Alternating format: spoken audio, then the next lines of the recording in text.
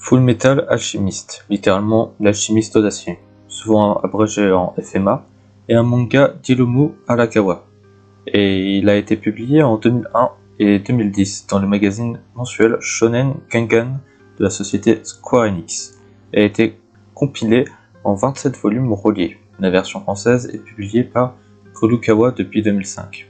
Le manga est adapté et une série d'animation sous le même titre diffusé au Japon entre 2003 et 2004, un film Fullmetal Alchemist, Conqueror of Shambhala, sorti en 2005, des OAV, sorti en 2006. Un second film Fullmetal Alchemist, L'étoile sacrée de Milo, sorti en 2011, ainsi que plusieurs jeux vidéo. Une nouvelle série d'animation Fullmetal Alchemist Brotherhood, adaptant le manga de manière plus fidèle, est diffusée au Japon entre 2009 et 2010. Les deux séries sont publiées en France par Tibex. Il faut savoir que la première adaptation du manga en animé avait rattrapé le manga lui-même, ce qui a été forcé le studio d'animation à créer leur propre fin, au manga sous le nom de Fullmetal Alchemist. Bien plus tard, une fois le manga fini, la version fidèle de l'œuvre sortira sous le nom, cette fois-ci, de Fullmetal Alchemist Brotherhood, avec une fin bien meilleure que celle de l'époque, même si tous les deux étant excellentes. FMA est souvent cité comme l'œuvre parfaite par beaucoup de monde, due à sa philosophie très poussée grâce à un seul et unique concept d'échange équivalent. Dans le pays d'Amestrie, où l'alchimiste est élevé au rang de science universelle, deux frères Edward et Alphonse Elric vivent avec leur mère, Trisha Elric, dont le mari est parti des années auparavant, sûrement pour aller acheter des clopes. Cette dernière décède des suites d'une maladie. Les deux jeunes enfants tentent de la revenir grâce à l'alchimie. Bravant la loi qui interdit formellement la transmutation humaine, Édouard l'aîné perd sa jambe gauche et son petit frère perd son corps tout entier. Elle sacrifie son bras droit en scellant l'âme de son petit frère Alphonse dans une armure.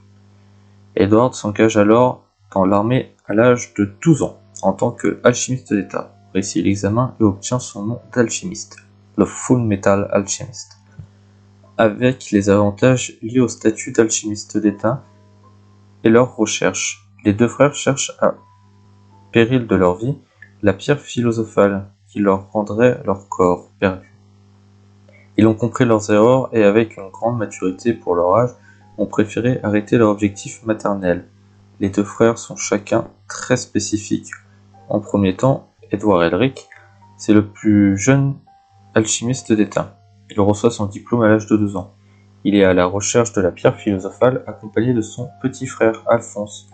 Il a perdu sa jambe gauche lors de la transmutation ratée de leur mère, ce qui lui a permis de voir la vérité et lui octroie la capacité de transmuter sans cercle. Pour ramener Alphonse, il sacrifiera son bras, et il est surnommé Ed pour ses amis et sa famille. Edward veut qu'Alphonse retrouve son corps d'origine. Edward ne supporte pas qu'on lui rappelle qu'il est petit et déteste le lait, réputé pour favoriser la croissance. Il est d'un tempérament colérique et extrêmement susceptible, et baptisé le Full Metal Alchemist par King Bradley. Après sa réussite au concours d'État pour devenir alchimiste, à cause de son bras et de sa jambe, qui sont en métal, et pour le petit frère Alphonse Elric, c'est le petit frère d'Edward.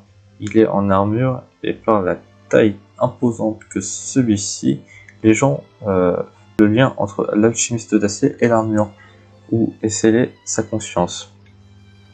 C'est celui qui a le plus perdu lors de la tentative pour ramener leur mère, puisqu'il a perdu son corps entier, et qu'il est condamné à vivre avec son âme scellée dans une armure. Néanmoins, son objectif principal est que son frère retrouve ses membres, et il a surnommé Al pour ses amis et sa famille. Contrairement à son frère, le caractère d'Al est calme, il est doux et gentil et empêche souvent son frère aîné de faire des erreurs. Il adore les chats et les animaux mignons. Ces deux héros devront affronter les homunculus, ces humains modifiés qui ont chacun un symbole pour représenter les 7 péchés capitaux. Et comme pour la première théorie, il y aura beaucoup de morts. Chaque tome du manga possède au moins un mort, un personnage plus ou moins aimé. La différence fondamentale entre le manga et la première version de l'anime se situe au niveau des homunculus. En effet, dans l'anime, chaque homunculus provient d'une transmutation humaine ratée et ressemble trait pour trait à la personne disparue. Il peut même partager certains souvenirs avec cette personne et être très affaibli lorsqu'il est près de rester du corps de la personne morte en question. Les homunculus sont guidés par la plupart par le désir de devenir humain. Ce sont des êtres perdus, imparfaits, et cette faiblesse qu'emploie Dante pour les guider dans la recherche de la pierre philosophale. FMA est un excellent manga sentimental qui fera du bien à beaucoup de monde, surtout que les deux versions sont toutes les deux très différentes et excellentes, alors pourquoi pas aller regarder dès maintenant le manga disponible sur Netflix seulement pour Fullmetal Alchemist normal. Bref, c'était Star Ruby.